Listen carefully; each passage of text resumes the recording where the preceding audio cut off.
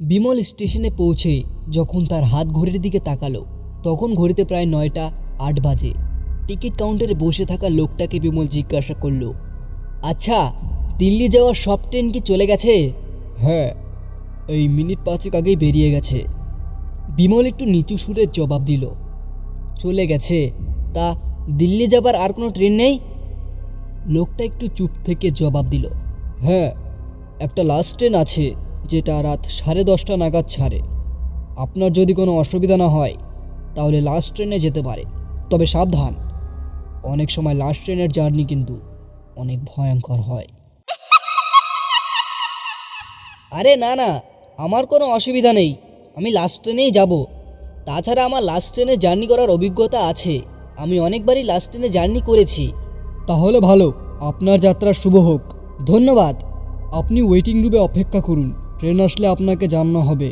ঠিক আছে, আমি ওয়েটিং রুমে অপেক্ষা করছি, আর ট্রেন আসলে আমাকে একটু জানিয়ে দিবেন প্লিজ। টিকিট কাউন্টারের লাগোয়া ওয়েটিং রুম। বিমল বাইরে থেকে দেখলো ওয়েটিং রুমটা একেবারেই ফাঁকা। বিমল ওয়েটিং রুমের বড় কাচের দরজা ঠেলে ভিতরে ঢুকলো। ওয়েটিং রুমের বসার জন্য ৫-৬টা সোফাও ছিল। তার মধ্যে থেকে একটা সোফা নির্বাচন করে বিমল তাতে বসলো এবং কাঁধ থেকে ব্যাগটা খুলে সোফায় রাখলো। তারপর একটু বিশ্রাম নিয়ে ব্যাগ থেকে একটা ম্যাগাজিন বার করে বিমল পড়তে লাগলো। কিন্তু সময় যেন কাটতেই চায় না। বিমলের কাছে প্রতিটা সেকেন্ড যেন ১ ঘন্টা বলে মনে হতে লাগলো। বিমলের একটা সময় পর একাঘেই লাগতে শুরু করলো। ম্যাগাজিনটাকে সোফার উপর রেখে ওয়েটিং রুমের ভেতরেই বিমল পায়চারি করতে শুরু করলো।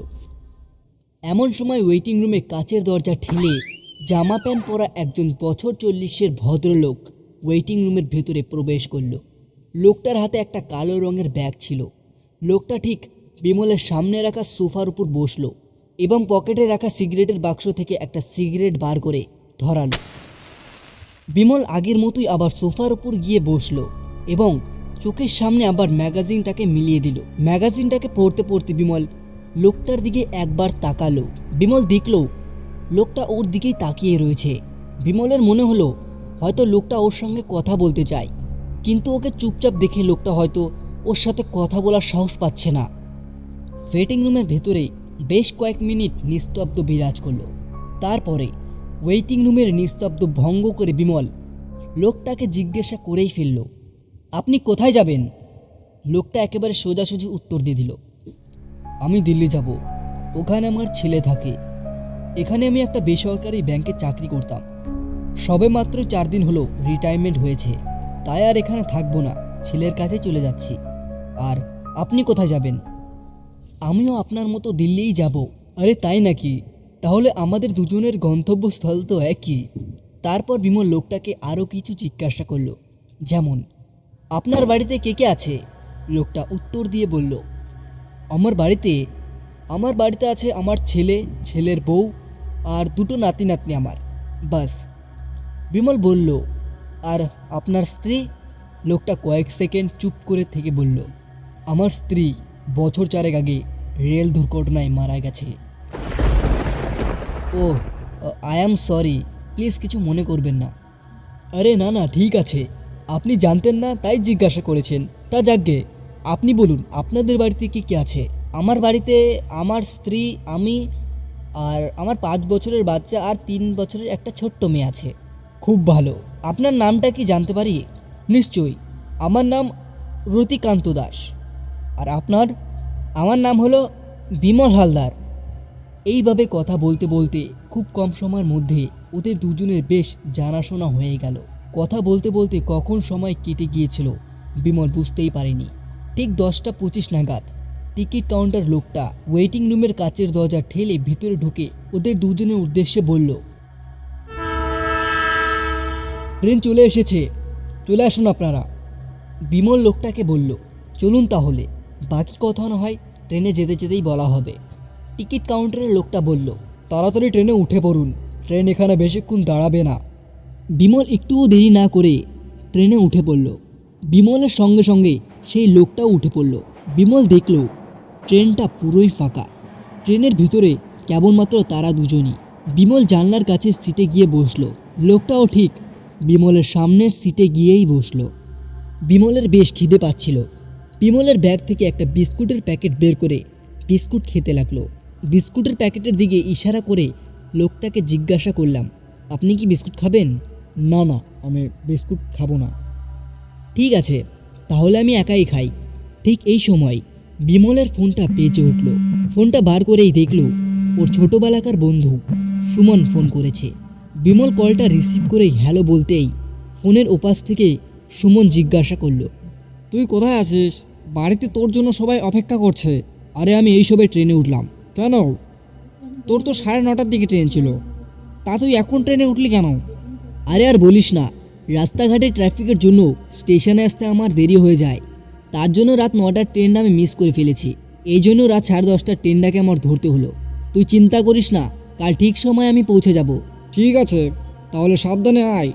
চল ঠিক আছে, রাখলাম। হ্যাঁ ঠিক আছে, রাখ। এই বলে সুমন ফোনটা কেটে দিল। বিমল দেখল লোকটা এখন একটা গল্পের বই পড়ছে। বইটার সামনের পোস্টার দেখে বিমল বুঝতে পারল বইটা ভূতের গল্পের। লোকটাকে মনোযোগ সহকারে গল্পের বইটা পড়তে দেখে বিমল কৌতূহল মাখানো কণ্ঠে জিজ্ঞাসা করল, আচ্ছা রতিকান্ত বাবু, আপনি কি ভূতে বিশ্বাস করেন? লোকটা নিজের মুখের সামনে থেকে গল্পের বইটা সরিয়ে বিমলের দিকে একবার ঘুনুগয়ে দৃষ্টি তাকালো এবং তারপর বলল, হ্যাঁ আমি বিশ্বাস করি। বিমল একটু হেয়ালি করেই লোকটাকে জিজ্ঞাসা করলো, আপনি কখনো ভূত দেখেছেন? না দেখিনি, কিন্তু তা বলে ভূতের অস্তিত্ব নেই এটা কখনোই বলা যাবে না। এই জগতে যেমন মানুষের অস্তিত্ব আছে, ঠিক তেমনও ভূতেরও অস্তিত্ব আছে। এক কথায় মানুষ থাকলে ভূতও থাকবে। লোকটা উল্টে বিমলকে জিজ্ঞাসা করলো, কেন আপনি ভূতে বিশ্বাস করেন না? আরে না, আমি এসব ভূত ভূতে বিশ্বাস করি না। ভূত বলে কিছুই নেই।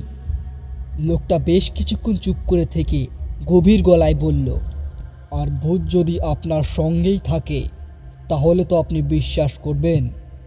কি? আপনি এটা কি বলছেন? এই বলে লোকটা নিজের মুখের উপর থেকে বইটা সরিয়ে নিল। লোকটার মুখ দেখে বিমলের চোখ দুটো বিস্তারিত হয়ে গেল।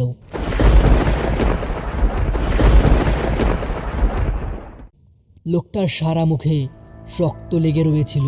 থুতানির একদিকটা কোনো ভারী জিনিসের আঘাত লাগার ফলে থেতলে গেছে। লোকটার সমস্ত কাপড় জামাতে রক্ত লেগে রয়েছিল। এই ভয়ানক দৃশ্য দেখার পর বিমলের গলা যেন শুকিয়ে গিয়েছিল। বিমল অনেক চেষ্টা করার পরও ওর গলা দিয়ে কোনো আওয়াজ বের হচ্ছিল না। বিমল একটুও দেরি না করে ওর সিট থেকে উঠে সামনের অন্ধকার কামরায় ছুটে গেল। ছুটতে ছুটতে বিমল একটা ভারী জিনিসের সঙ্গে পা লেগে হোঁচট খেয়ে পড়ল। বিমলের থুতনি ফেটে রক্ত বার হতে লাগলো। বিমল পকেট থেকে রুমাল বার করে থুতানির উপর চেপে ধরল এবং পকেট থেকে মোবাইলটা বার করে টর্চ লাইট অন করে পায়ের কাছে মারতেই তার গা শিউরে উঠল। পায়ের কাছে পড়ে আছে একটা পচা গলা আধ খাওয়া লাশ। বিমল সঙ্গে সঙ্গে 2-4 পা পিছনে চলে গেল। লাশটার মুখে টর্চ মারতেই বিমল আতঙ্কে উঠল, কারণ লাশটা বিমলের খুবই চেনা। বিমল ভয়ে তোতলাতে তোতলাতে বলল, এ তো সেই টিকিট কাউন্টারে বসে থাকা লোকটা। তার মানে? বিমল দেখলো ওর থেকে কিছুটা দূরেই লোকটা দাঁড়িয়ে আছে। বিমল হাত জোর করে লোকটাকে বলল, প্লিজ আমাকে ছেড়ে দিন, আমাকে মারবেন না।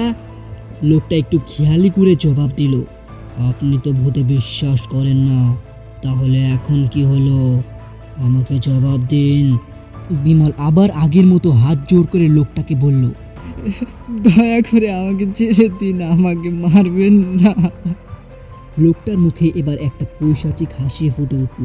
আর ঠিক তখনই সেই কুকুরের মতো দেখতে দানব বিমলের দিকে ছুটে আসতে লাগলো। বিমল কি করবে কিছুই বুঝতে পারছে না। ভয়তে বিমলের হাত পা থরথর করে কাঁপতে লাগলো। দেখতে দেখতে কুকুরের মতো সেই দানবগুলো বিমলের উপর ঝাঁপিয়ে পড়ল। তাদের ধারালো দাঁত দিয়ে বিমলের শরীরে কামড় বসাতে লাগলো এবং বিমলের শরীর থেকে মাংস ছিঁড়ে ছিঁড়ে খেতে লাগলো। তো বন্ধুরা, আমরা সবাই রেল লাইনের ভূতের গল্প শুনতে অনেকেই ভালোবাসি, তাই আপনাদের জন্য একটা নতুন রেল লাইনের ভূতের গল্প নিয়ে আসলাম। আপনাদের কেমন লাগলো সেটা কমেন্ট করে জানাবেন। আর হ্যাঁ, যদি ভালো লাগে তাহলে লাইক করতে ভুলবেন না। আর এইরকমই গল্প শুনতে হলে আমাদের ইউটিউব চ্যানেলটাকে সাবস্ক্রাইব করে রাখতে পারেন। তো চলুন আবার কোনো নতুন গল্পে দেখা হবে, ততক্ষণ ভালো থাকবেন, সুস্থ থাকবেন, ধন্যবাদ।